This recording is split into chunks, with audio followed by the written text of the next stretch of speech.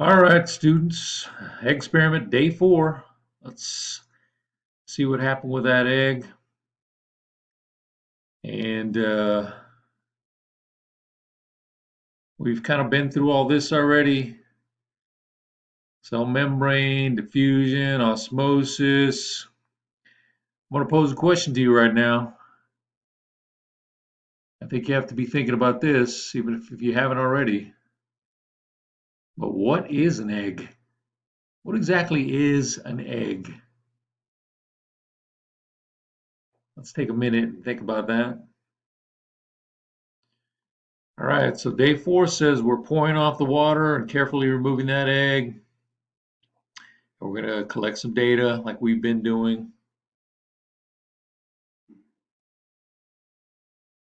Let's see what that egg looks like.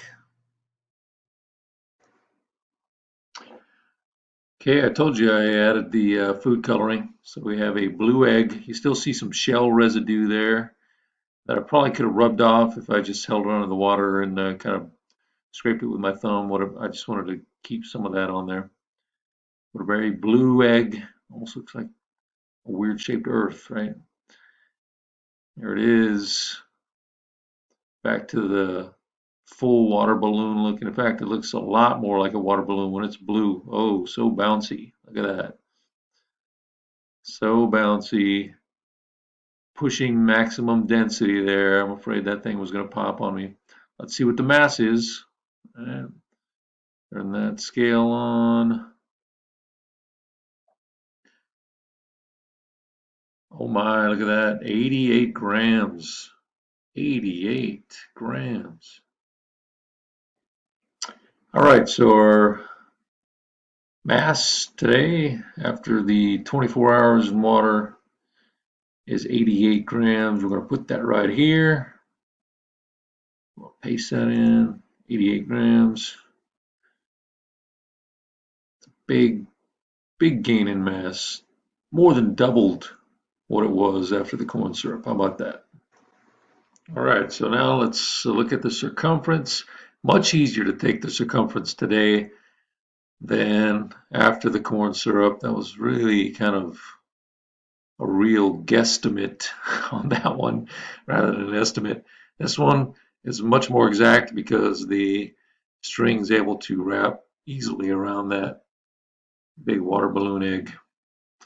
All right, and it looks like 16.9 centimeters. 16.9. All right, another big gain here is the circumference. So let's put that in there. Last little box in the data table. We need to fill in here. Paste it in 16.9 centimeters. Okay, and then we're going to get back to those arrows, and you should know how those arrows should be drawn today or pasted in there. All right. 3, 2, 1. Oh, exploding egg. Doesn't take much to make it pop. So I wasn't even holding up that high. There's that cell membrane. There it is. And if you were maybe guessing or trying to guess and see if that food coloring would penetrate the membrane, you can see that it did. The water in the egg looks kind of blue. That membrane is fairly tough, tears pretty easily, but it has some flexibility. You can see it's stretching, but it's not going to stay together like a balloon as much as it kind of feels like it. If you could feel that, it really does feel like a balloon, very much like that elastic, but just not quite as stretchy. All right, guys, and finally the last set of arrows that go in that bottom cup with the egg. We had a gain in mass, right? 75 grams after the vinegar. We established that the water molecules went into the egg. We had a very high concentration of water outside the egg, very low concentration of water in a raw egg. So water molecules pass through into the membrane. Then we had a very low concentration of water outside the egg, very high concentration of water in the egg. That loss of mass here, right? So we established that the water molecules left the egg again, and you could see the water that was floating on the top of the corn syrup when I poured it out. And then a huge gain in mass, more than doubled the gain or the amount of mass here with 88 grams. Again, a very low concentration of water inside the egg. That floppy, deflated looking egg was put in 100% water. Doesn't get any higher concentration than that. So what happens? Those water molecules pass through the membrane again into the egg. That's why we got that huge gain in mass, a gain in circumference, right? Let's put those in there. I'm going to do that a little easier today. I'm just going to copy and paste these. Paste. There it is. Grab it with the white arrows. It'll drag down here.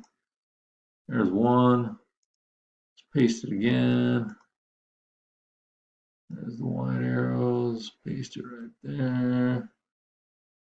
Let's do this one. Copy. Paste. Let's drag that down here. Oh, maybe stretch it out a little. There we go. That shows the water molecules going back into the egg. Guys, the data table should look just like this. Right? I want it to be complete. I don't want any blanks. That's going to be an easy way for me to count things wrong. You have an awesome opportunity to make a good lab grade. Let's take advantage of that.